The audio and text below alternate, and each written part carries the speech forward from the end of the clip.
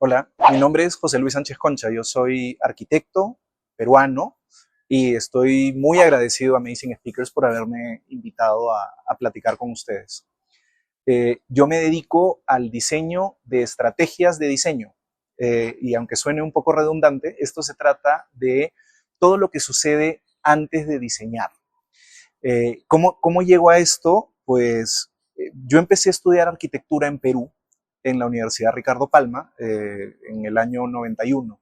Y creo que sin realmente darme cuenta, tenía cierta percepción de que no tenía un don o un talento muy especial para lo que es el diseño como tal, ¿no? Hice una carrera que me pareció súper interesante, aprendí mucho, eh, pero un poco más adelante, después de haber trabajado unos cuantos años en arquitectura tradicional, diseñando casas en la playa, edificios de vivienda, residencial, oficinas, eh, me di cuenta que había algo que me faltaba.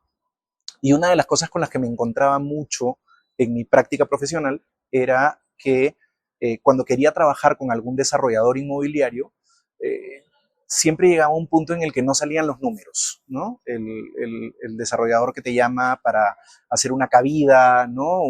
De un edificio, de un posible edificio, en algún momento luego te dice, no salen los números. Y yo quería saber por qué no salían los números y yo quería aprender qué era lo que había detrás de los números. Eh, y decidí irme a estudiar una maestría a España en dirección de empresas inmobiliarias, que es donde realmente empiezo a aprender un poco sobre el negocio inmobiliario. Digamos que esto era como un MBA enfocado en empresas inmobiliarias. Y yo creo que en esa época lo que tuve fue una especie de epifanía, ¿no? Me llegó en un momento esta idea de que no tengo un don para el diseño, como sí lo tienen muchos arquitectos y muchos diseñadores, ¿no? Y que más bien tenía un don para otra cosa. Eh, y me empezó a interesar mucho el negocio inmobiliario y dentro del negocio inmobiliario, lo primero que me llamó la atención fue una cosa que se llama el Facility Management o la gerencia de operaciones de edificios. O sea, ¿qué pasa cuando se termina la obra y las personas empiezan a utilizar el edificio, esto particularmente en edificios de oficinas? ¿Quién se encarga de que todo esté limpio? ¿Quién se encarga de que tengan una buena experiencia, de que la temperatura sea la correcta, de que la comida sea la adecuada, ¿no? Eh, y empecé, digamos, mi carrera en temas de estrategia de espacios corporativos, un poco desde esa área, desde la operación, de entender cómo funcionan los edificios. Eh, con el tiempo fui descubriendo, no, ahí voy a cambiar lo que decía. Eh, Luego de unos años empecé a trabajar para Nokia, cuando Nokia era el líder indiscutible de telefonía móvil en el mundo. Empecé en el área de Facility Management, de mantenimiento y operaciones y de cómo funcionaban los edificios, y se abrió una oportunidad muy interesante para trabajar en algo que en industria llamamos el Workplace Strategy o la estrategia de espacios de trabajo. ¿Qué significa la estrategia de espacios de trabajo? Es el entender cómo puedes hacer más eficiente y más óptimo el uso de los espacios de trabajo. Y me tocó trabajar además en una organización muy pionera, muy innovadora, cosas que uno se da cuenta, digamos, con la distancia que te da el tiempo, ¿no? Nosotros hablábamos de trabajo flexible, trabajo híbrido, que las personas no tuvieran que ir a trabajar todos los días en la oficina, que pudieran trabajar también desde la casa y de tener ese nivel de flexibilidad y cómo este nivel de flexibilidad impacta en el diseño de los espacios y estos espacios empiezan a dejar de enfocarse tanto en el puesto individual, en el escritorio individual y empiezan a enfocarse un poco más en las áreas colaborativas y en las áreas de conexión entre las personas, ¿no? Y estamos hablando de que hacíamos esto hace 15, 16, 17 años, ¿no? Nuestros primeros proyectos en ese entonces mi región estaba comprendida por Europa, Medio Oriente y África, principalmente en Europa. Nuestros proyectos ya traían componentes de mucho más colaboración, no solamente en salas de reuniones, sino también en espacios de colaboración abiertos, mucho más áreas de conexión, áreas sociales, amenidades, menos escritorios que cantidad de personas. Empezábamos a hablar de ratios de un escritorio cada 2 personas, por ejemplo, ¿no? Y por supuesto que no todo el mundo tenía que venir a la oficina todos los días, y de esta manera las personas encontraban un mejor balance entre su vida personal y su vida laboral. Emitían menos CO2 al ambiente por desplazamientos, ahorro de energía, etcétera. Y esto es algo que, de lo que hablábamos hace mucho tiempo. Para mí como profesional, esto significó no solamente entender mejor la forma de trabajar, sino también cómo impacta el cambio en las personas. Recuerdo mucho que la persona que era mi supervisora directa, un día me llama y me dice, ¿tú sabes lo que es change management? Y yo le digo, sí, bueno, creo que es lo que haces para que la gente no se enoje cuando tiene que pasar por una transición, ¿no? Y lo que me contestó fue, bueno, sí, es eso más o menos, ahora tú vas a ser el responsable de crear nuestra estrategia de gestión del cambio para los proyectos de oficinas.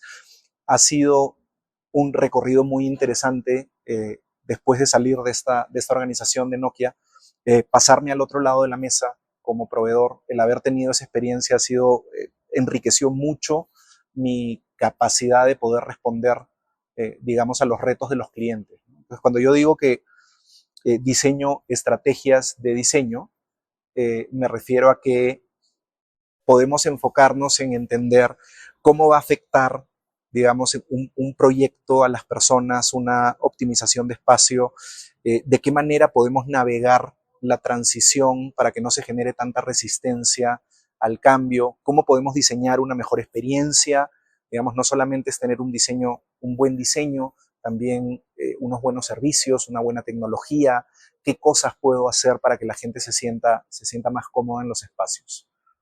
Esto en los últimos años lo hemos visto mucho, por ejemplo, en el tema del coworking, ¿no? Las empresas de espacios flexibles que no solamente ofrecen un lugar para trabajar con un buen diseño, sino que también se preocupan mucho por activar el espacio, ¿no? Por crear momentos, por crear eventos, por crear experiencias que son más interesantes para sus usuarios. La experiencia en general en Nokia fue fantástica y de nuevo, con la distancia del tiempo uno ve realmente lo que tenía, ¿no? Y lo que pude aprender, ya no solamente en el área de estrategia, también muchísimo en el área de real estate y de operaciones. Eh, Al cabo de unos años yo tomo una decisión personal que fue dejar, digamos, mi trabajo en Europa y regresar a Perú, a mi país de nacimiento. Y en ese momento, pues, me cambié del lado de la mesa, ¿no? Dejé de ser, digamos, un cliente o un potencial cliente a ser un proveedor de servicio con una empresa que se llama 3G Office. Abrimos la primera oficina en América Latina en Perú y luego empezamos a expandir a Colombia, Chile, Argentina. La idea estaba muy interesante, era una empresa que ya tenía pues un nivel de éxito en España y que tenía un apetito por expandirse a América Latina, ¿no? Entonces me tocó un poco hacer rol de emprendedor, ¿no? De ser pues la única persona, digamos, de la organización que tenía que hacer todo, buscar socios en diferentes países para empezar a trabajar, y fue un periodo muy interesante de armar una red de contactos en la región que hasta el día de hoy me sigue sirviendo mucho, ¿no? Y de tener la suerte y estar muy agradecido con muchas empresas que confían en uno para liderar sus proyectos, ¿no? Al cabo de unos años me buscan de otra empresa, de Gensler, pues una de las empresas más grandes del mundo en temas de arquitectura y diseño, y eso hizo que me volviera a cambiar de país, desde Perú hasta Costa Rica. Eh, Recuerdo que cuando le conté a mi esposa que nos íbamos a cambiar de país de nuevo y le digo, sorpresa, nos vamos a vivir a Costa Rica, ella me respondió, sorpresa, estoy embarazada. Y así me enteré de que iba a tener mi tercer hijo, mi hija, que nació de hecho en Costa Rica. Hace unos 10 años que vivo ahí y bueno, pues tuve una experiencia muy interesante en proyectos de consultoría y de gestión del cambio, con diferentes clientes alrededor de América Latina. Después de la pandemia, en el año 2021, decido empezar mi propio negocio y mi propia empresa, que se llama New Work, y que básicamente pues, me dedico a hacer los mismos servicios que he hecho siempre, que son de consultoría estratégica para diseño de espacios de trabajo. En algunos casos nos vamos un poco fuera. La estrategia de espacios de trabajo o Workplace Strategy es como el campo de experimentación para los que nos dedicamos a la estrategia, ¿no? Pero, digamos, la metodología que utilizamos, el tren de pensamiento, se puede aplicar a cualquier tipo de proyecto. Yo he podido trabajar en proyectos de master planning, en proyectos de retail, en proyectos de hotelería, pero, digamos, claramente el volumen, digamos, de la experiencia está más en espacios de trabajo. Actualmente, y como para ilustrar un poco de qué se trata el trabajo que hago, pues a mí me buscan de alguna empresa donde me dicen, oye, tenemos estas oficinas de 10,000 y pico metros cuadrados, nuestro contrato va a vencer en un año y sentimos que no estamos utilizando el espacio adecuadamente porque hay días en que no cabe una sola persona más, pero hay otros días que esto parece un pueblo fantasma, ¿no?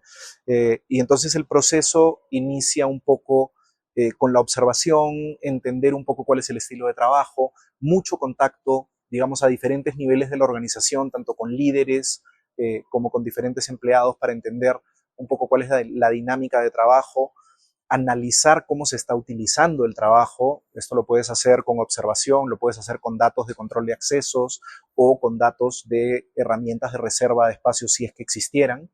Y empiezas a entender cómo se están usando los espacios de colaboración, cómo se están usando los espacios individuales, identificar cuáles son los picos de asistencia y determinar cuál es la mejor estrategia para distribuir mejor la asistencia durante los días de la semana, según la forma de trabajo que tenga la organización. En este caso que estoy contando el ejemplo, pues es una organización donde las personas deben ir 3 días a la semana.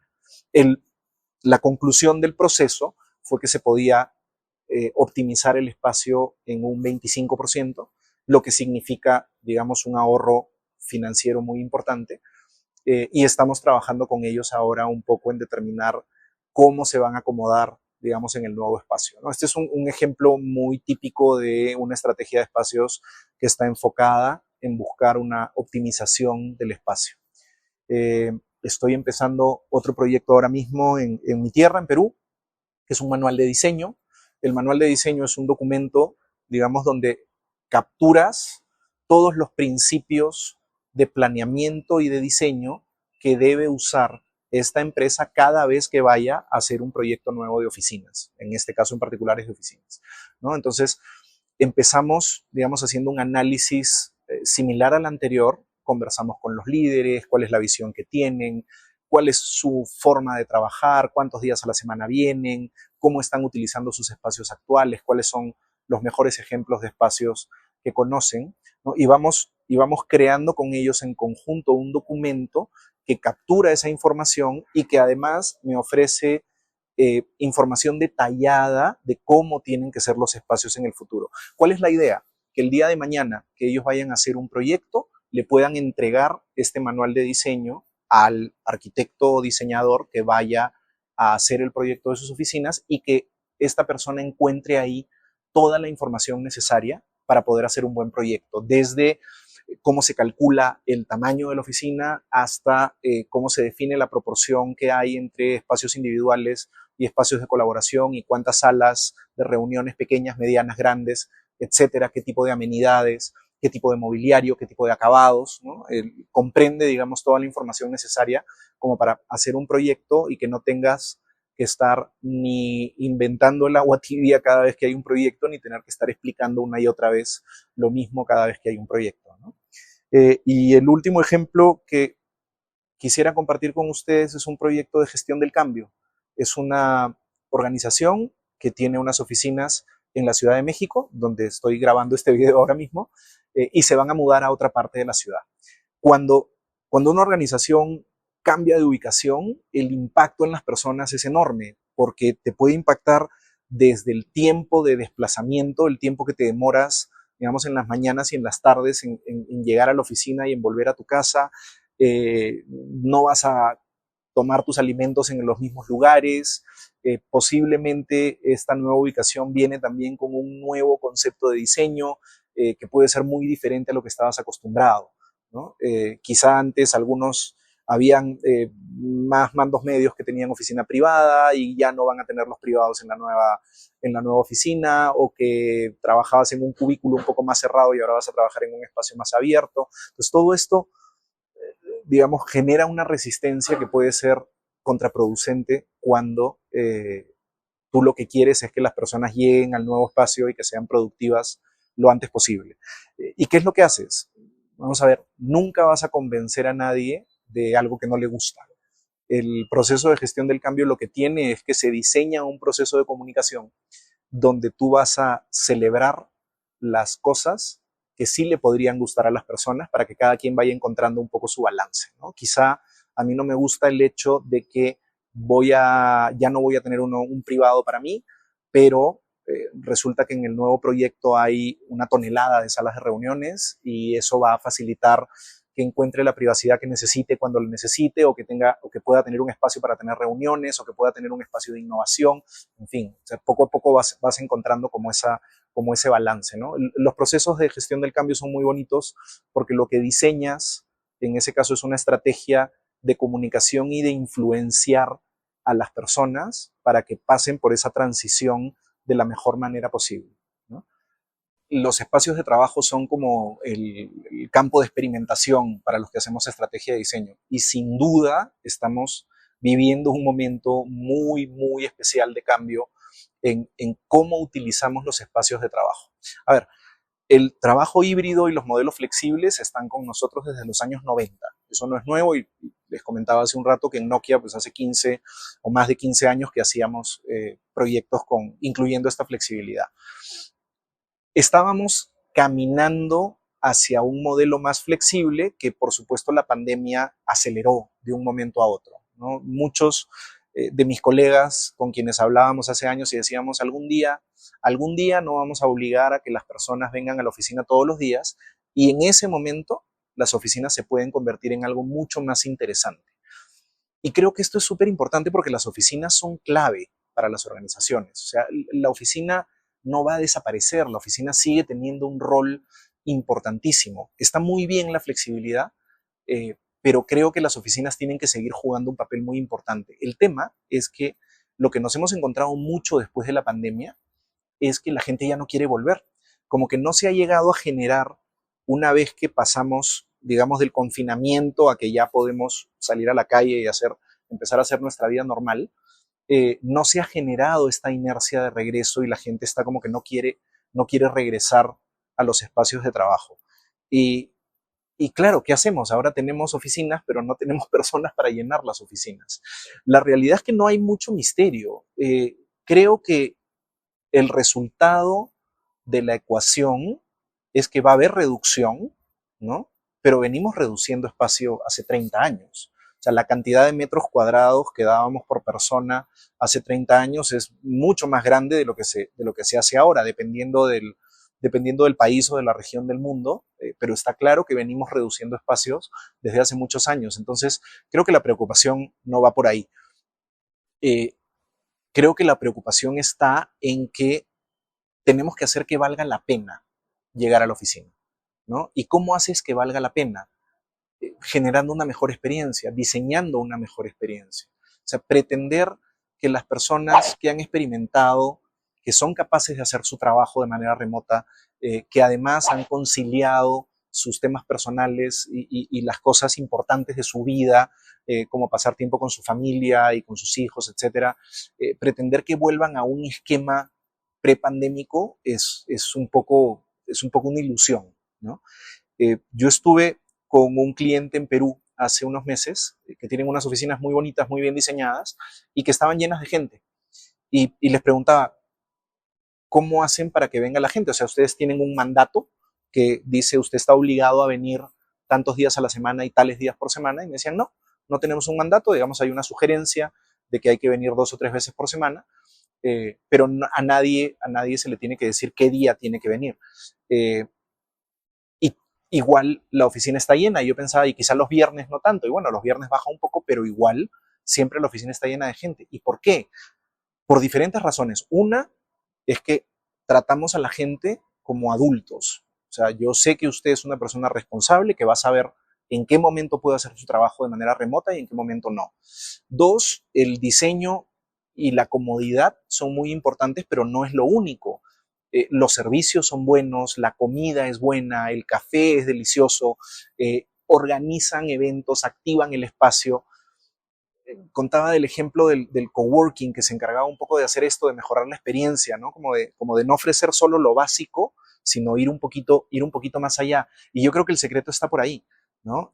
Cuando te sales de ofrecer lo básico, simplemente un espacio para trabajar, y empiezas a ofrecer una mejor experiencia, yo creo que vas a tener mucho más éxito en la idea de que las personas vuelvan a las oficinas, que hoy es como un tema que para muchas empresas se está convirtiendo en un dolor de cabeza, ¿no? Y están yendo, yo creo, por el camino equivocado de intentar obligar a que esto suceda, cuando si inviertes un poco más en la experiencia, posiblemente el resultado vaya a ser mucho mejor.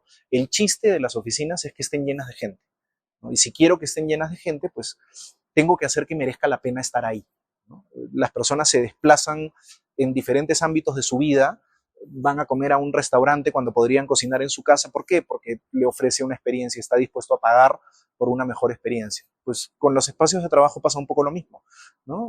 Hay que pensar en cómo podemos generar una mejor experiencia para que las personas quieran volver. Y no solamente desde el diseño, digamos, arquitectónico, desde la comodidad, desde el diseño de la experiencia, el diseño de los servicios, la tecnología que van a utilizar, todo va sumando. Yo creo que hablé que yo había empezado en mi carrera trabajando como facility manager. Los facility manager siempre han sido vistos un poco como los de mantenimiento, ¿no? Los que se encargan de que funcione el aire y la limpieza y eso. Y tienen una oportunidad única de convertirse en los curadores de la experiencia de las personas, ¿no? Y yo estoy en la Ciudad de México justo ahora también para participar en un evento esta semana de IFMA, que es la Asociación Internacional de Facility Management, y parte clave del mensaje que voy a dar en mi ponencia tiene que ver con esto, ¿no? En convertirse en el curador de la experiencia de las personas, porque más allá del diseño es lo que necesitamos hacer para que la gente vuelva a los espacios de trabajo. New Work nació de una idea, digamos, relacionada a mi industria, pero no exactamente lo que estoy haciendo ahora.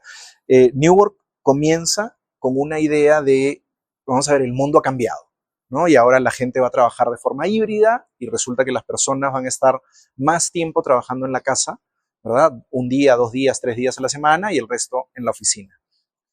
Y aunque está muy bonito lo de, claro, trabajar desde cualquier lugar suena muy bien, pero la realidad es que tienes que trabajar en un lugar específico que reúna unas condiciones de ergonomía y de comodidad, digamos, para que luego no lo sufra tu espalda, ¿no? Eh, y New Work nace con esta idea de vamos a llevar a la casa de las personas una silla ergonómica y una mesa o un escritorio y quizá un reposapiés, un monitor, un teclado, digamos, todos los elementos que yo puedo necesitar para armar mi puesto de home office en condiciones, ¿no? Y la idea original era ofrecerlo a las empresas como un servicio de suscripción, donde tú pagas una cuota mensual, ¿verdad? Y alguien se encarga de ir casa por casa y repartir todo esto. Muy rápido nos dimos cuenta de que al no existir una ley en la mayoría de países de América Latina que obligue al empleador, digamos, a hacer esto, pues no había muchas posibilidades de éxito porque al final es un gasto adicional. Nos enfocamos en un par de países, en Colombia y en México. Tuvimos algo de éxito al inicio, pero no llegamos nunca a implementar. Y entonces, digamos, lo que fue la idea original de la compañía, pues se fue diluyendo con el tiempo. Y digamos que ya con la experiencia nos fuimos dando cuenta de que hay hay una tendencia hacia volver un poco más a las oficinas, aunque seguimos trabajando mucho desde la casa o desde cualquier otro lugar. Y digamos que En paralelo a este desarrollo, yo mantuve un poco mi espíritu de consultor, ¿no? Yo siempre digo que soy como problem solver y troublemaker, ¿no? Solucionar problemas y crear nuevas discusiones.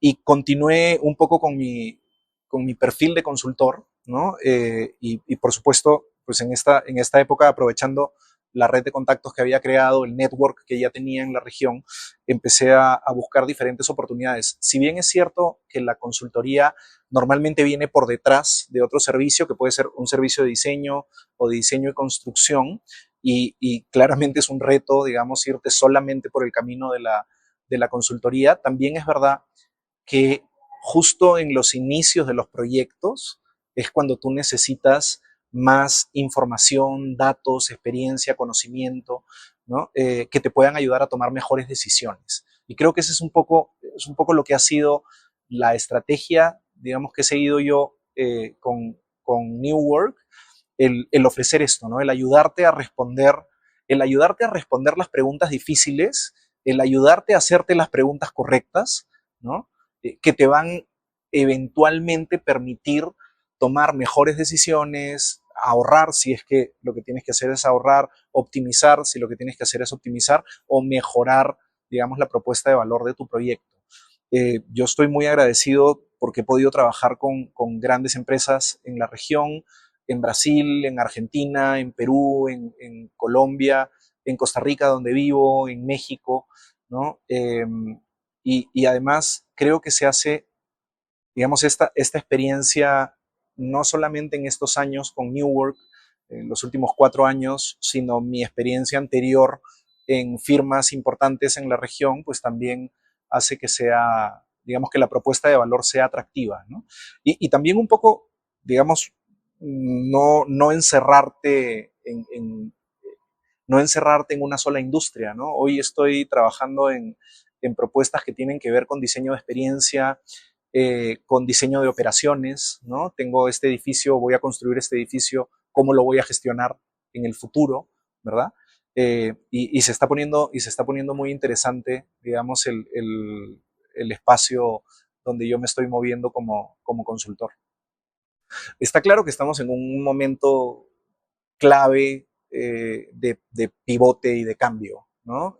Los espacios se han transformado, hay mucho espacio vacío que seguramente va a haber que encontrar una forma de reutilizarlo y ojalá que se empiece a fomentar un poco, digamos, la reconversión a otro tipo de usos como residencial para los edificios, digamos, que ya no son atractivos para las oficinas.